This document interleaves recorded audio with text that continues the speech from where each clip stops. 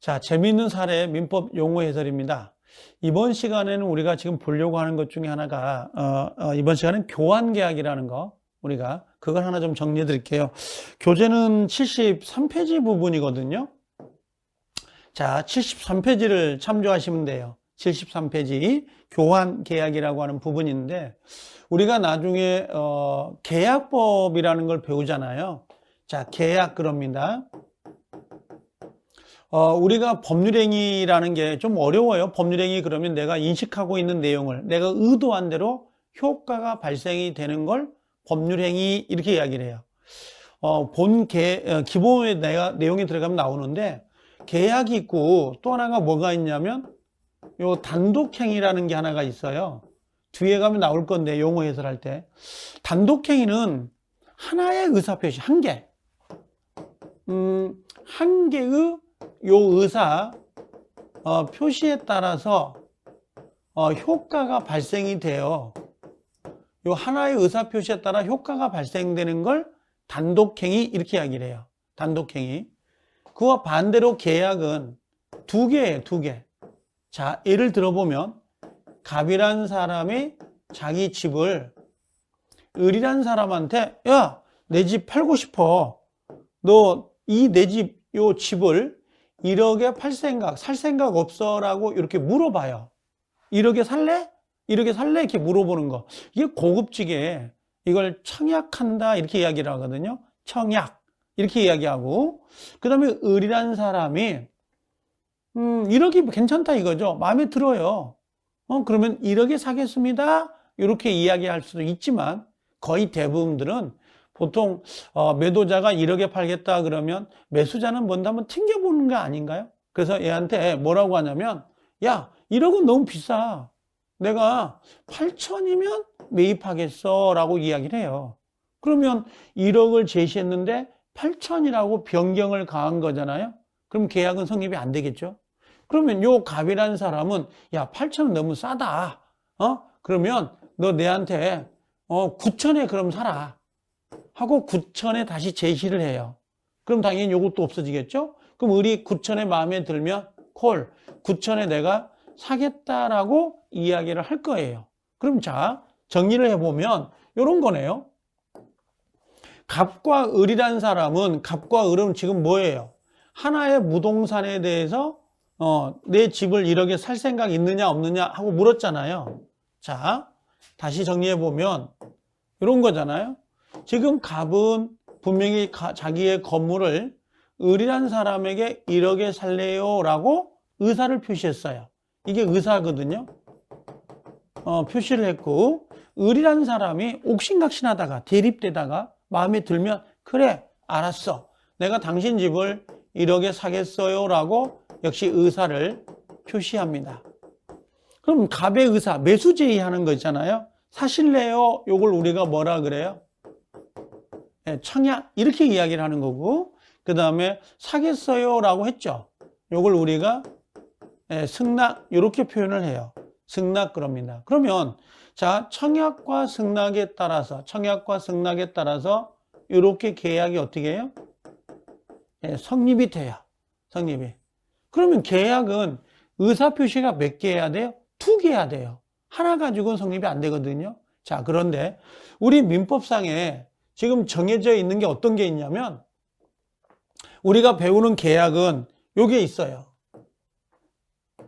자, 어떤 계약이 있냐면, 계약은 민법에 정해져 있는 게 15개 계약이 있거든요. 그 15개 중에 우리 중개사와 관련된 부분, 첫 번째는 매매계약, 그 다음에 두 번째는 요 교환계약이라는 게 있고, 그 다음에 임대차 계약이라는 거, 요 세 가지가 계약의 종류 중 우리 시험범위예요.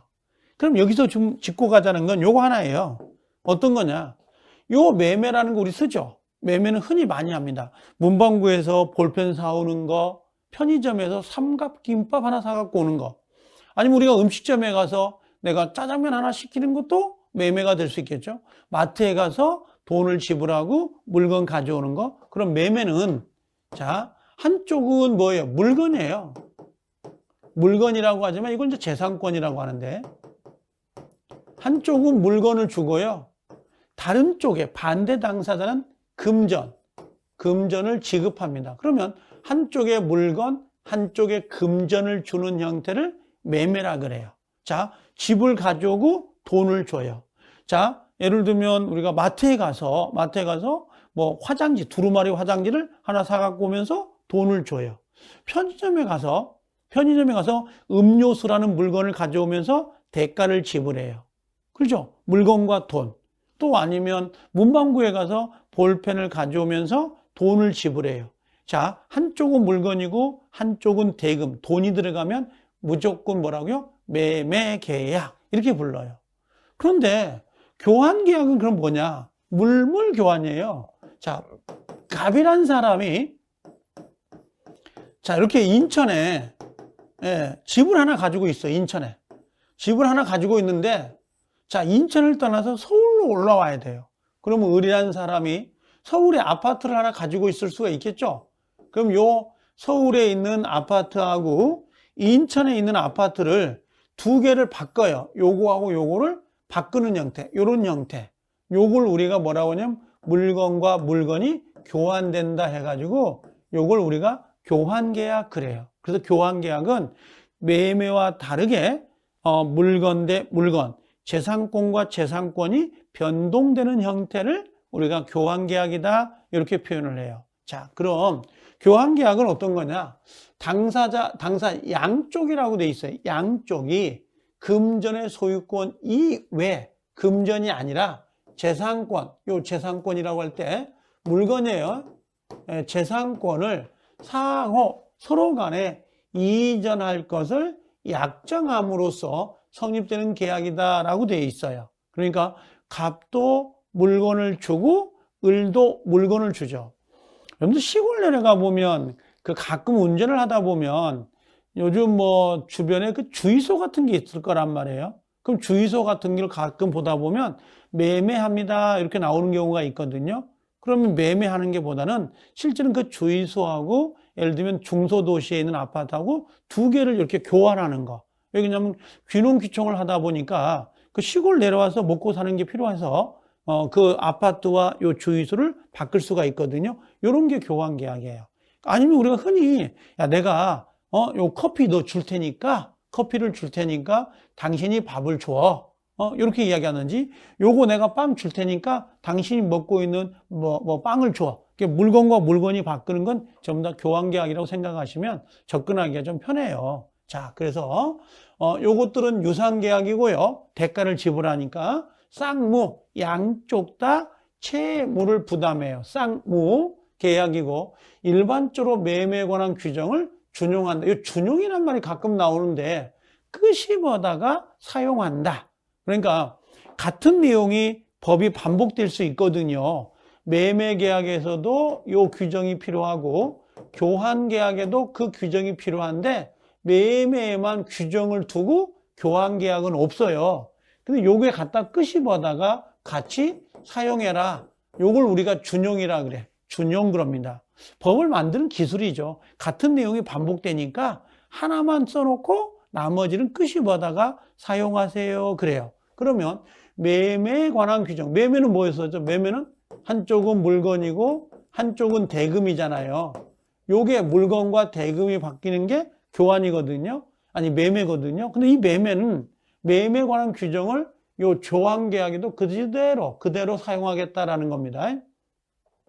자, 자기의 물건이 상대방 물건보다 가격이 쌀 때는 재산권 이전과 동시에 금전에 의한 보충 지급이 한다라고 했는데 이게 뭐냐면 자, 갑이라는 사람이 집이 5억 정도 가요.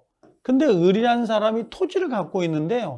토지가 한 3억 정도 가요. 그럼 여러분 같으면 지금 생각해 보세요. 5억이고 요게 3억인데 요것과 요것을 바꾸겠습니까? 안 바꾸죠. 만약에 둘이 교환 계약 해버리면 갑이 손해를 보잖아요. 그래서 5억짜리 3억을 바꿀 때 여기다 플러스 해가지고 2억을 요 현금으로, 요 현금이에요. 요 현금으로 지급하기로 약속을 맺어요.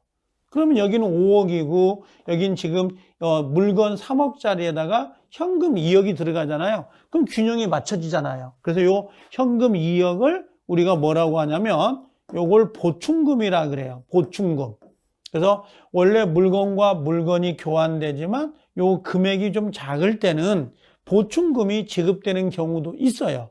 보충금이 지급된다고 해서 얘가 매매계약으로 바뀌는 건 아니에요.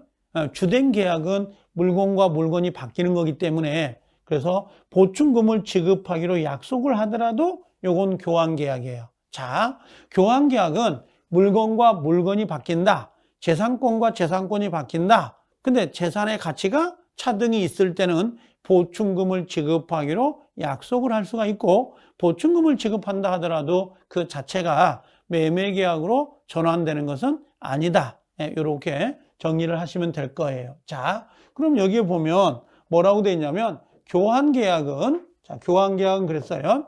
자, 교환계약은 그래요. 교환계약은 쌍무, 양쪽 다 채무를 부담하고요. 왜?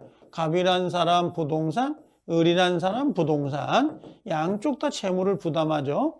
유상계약이에요. 대가를 지급하죠. 낙성, 승낙이 있어야 성립되는 거고 일정한 형식을 요하진 않습니다. 분류식입니다. 라고 되어 있죠. 또 교환계약은 유상이고 일시적 계약이라고 되어 있잖아요. 일시적은 임대차나 고용계약 같은 거 생각해 보세요.